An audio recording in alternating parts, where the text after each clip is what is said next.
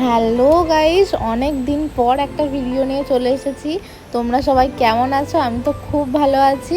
প্রথমেই বলে দিই যে তোমরা তো সবাই জানো আমি এতটাই আমি ভিডিও এডিট করার সময়ই পাই না। আর সময় পেলেও আমি সময়টাকে বেকার বেকার নষ্ট করে ফেলি, আমি এডিট করতেই বসি না। কাজটা ছিল আমার ফেব্রুয়ারি মাসের, আর আমি পোস্ট করছি এই জুলাইয়ে। তো প্রথমে আমি সবার থেকে আগে ক্ষমা চেয়ে নিচ্ছি, কারণ এতটা লেট করে পোস্ট করার জন্য। আর তোমাদের সবাইকে, যারা যারা আমার ভিডিও দেখছো, সবাইকে অনেক থ্যাংক ইউ, কারণ এই ভিডিওটা এর সাজটায় তোমরা অনেক ভালোবাসা দিয়েছো।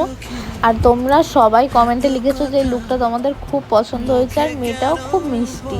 তো তাই এর বিয়ের ব্লগটাও আমি তোমাদের সাথে শেয়ার করতে চাইলাম। আর এই যে আমরা এখন বেরিয়ে পড়েছি, আমাদের বাড়ি থেকে আমার ক্লায়েন্টের বাড়ি খুবই কাছে।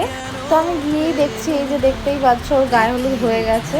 তো আমার টাইম দেওয়া ছিল 2টো, আর আমি তো গিয়ে খুব খুশি হয়ে গিয়েছিলাম, যে কারণ দেখলাম গায়ে হলুদ হয়ে গেছে, তো আর কি থাকবে, স্নান করে বসতে আর কতক্ষণই বা লাগবে, তাই না? কিন্তু একদমই না, আমি পুরোটাই ভুল ভেবেছি।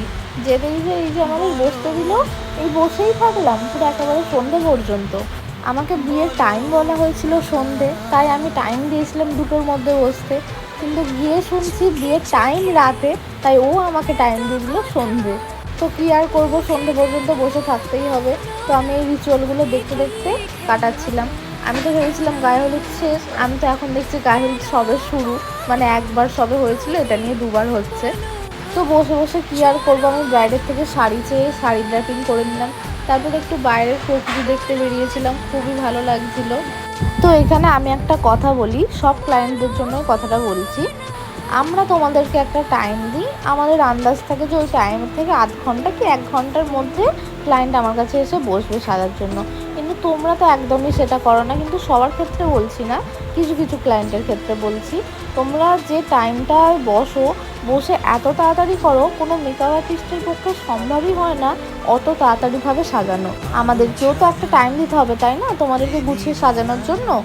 এই যে আমি এতক্ষণ ধরে কথাগুলো বললাম, কিন্তু এর পরেও হয়তো আমি কোথাও কাজে যাবো, তখনও দেখবো একই কাজ হচ্ছে। নিজেরা লেট করে আসছে আর মেকআপ আর্টিস্টদের তাড়া দিচ্ছে। আর একটু সাজানোর কোনো প্রবলেম হলেই তখনই দোষ মেকআপ আর্টিস্টের। তো আমি সব ক্লায়েন্টের ক্ষেত্রেই বলছি, তোমরা তোমাদের সব রিচুয়াল মেনেই একটু অ্যাডজাস্ট করো টাইমটা। তো এখন দেখতেই পাচ্ছ সন্ধে, একদম বাইরে সন্ধে হয়ে গেছে, আর এর নানিমুখও প্রায় কমপ্লিট হয়েই এসেছে। আর আমি এই প্রথমবার দেখলাম নানিমুখে এত রিচুয়াল হয়, আমার তো বেশ খুব ভালোই লাগলো। আমি খুব আনন্দে ছিলাম যে এইবার ক্লায়েন্টটাকে হাতে পাবো, সাজাবো। কিন্তু তাও হলো না, কারেন্ট চলে গেল। তোমরা ভাবতে পারছো আর কি কি হতে পারে। সন্ধে হয়ে গেছে, এখনো পর্যন্ত আমি সাজাতে পারিনি, কখন সাজাবো সেটাও জানি না। তো অবশেষে এই যে আমার মিষ্টি ক্লায়েন্ট দীপিকা দি সাজতে বসে গেছে। তোর কেমন লুক চাই ওর মুখ থেকেই শুনে নাও। আচ্ছা, তো চলো লুকটা কেমন করছি তোমরা দেখতে থাকো।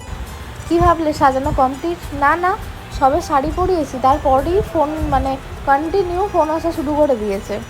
তবে আর যাই হোক, আমার ক্লায়েন্টটা খুবই মিষ্টি আর খুবই শান্ত। তো চলো আর বকবক না করে এবার মেকআপটা শুরু করি।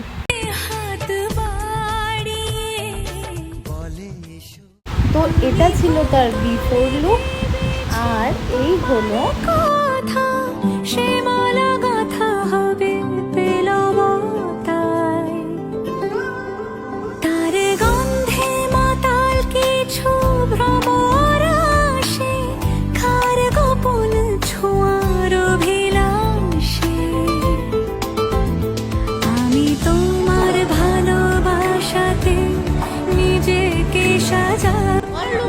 পছন্দ হয়েছে তো?